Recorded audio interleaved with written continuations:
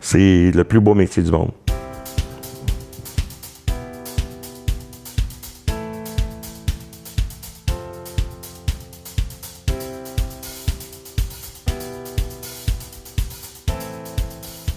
La course automobile, on peut faire comme une passion, passe-temps, ou bien on peut faire ça comme un emploi à temps plein. Quand on va comme un emploi à temps plein, c'est pas en disant ou amener des millions de dollars puis dire je veux embarquer dans l'auto puis on va y aller. Il faut commencer jeune, il faut avoir du talent, puis s'il y a de l'argent, tant mieux. Mais souvent, ce qui arrive quand tu deviens un pilote de course professionnel, pour lui ou pour elle, c'est que toutes les bonnes choses sont arrivées au bon moment. On n'arrive pas là-bas avec un 48 pieds, puis on dit, bon, mais on s'en vient faire de la course, où est-ce que je drop le chèque? Ce que c'est finalement, c'est avoir le droit de qualifier, avoir le droit de participer, et puis avoir les bons permis.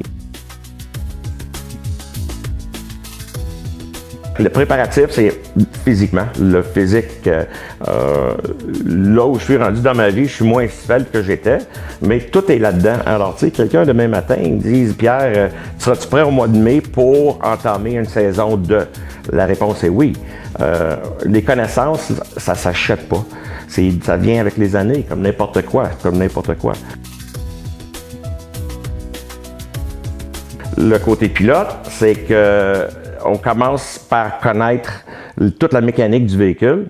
Ensuite, on a nos fesses assis dedans, puis on est capable de comprendre les petits mouvements, chaque petit bosse ou vibration dans l'auto, on le sent. La voiture est une extension de nos pieds puis nos mains.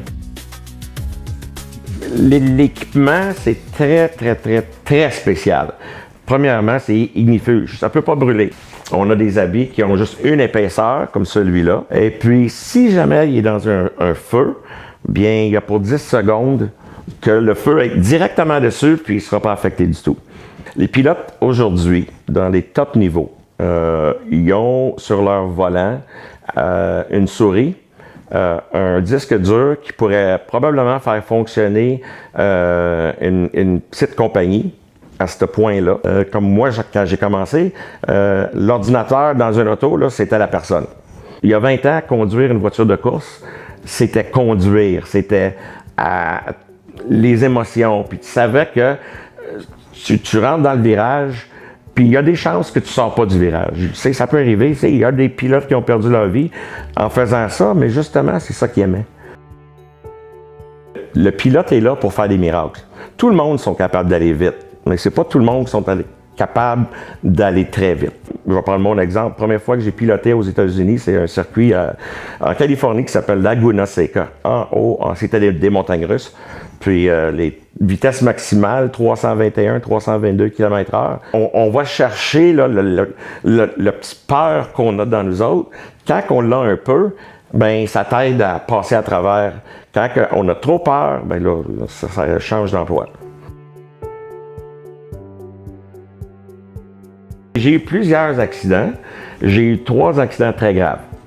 Le premier était le pire, où la voiture que je pilotais, une Formule Atlantique, j'ai été heurté par un autre compétiteur.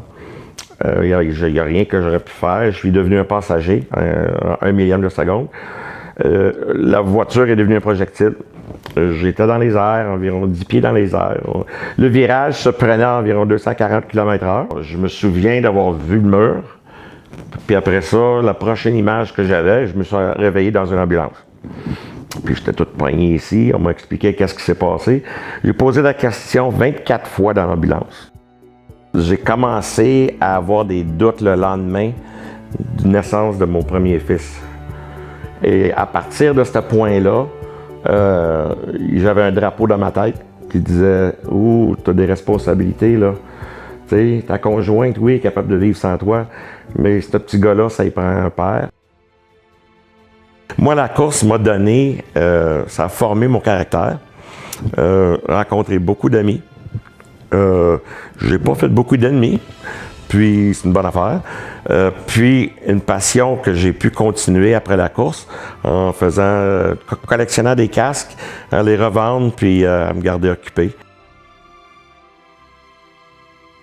C'est le plus beau métier du monde.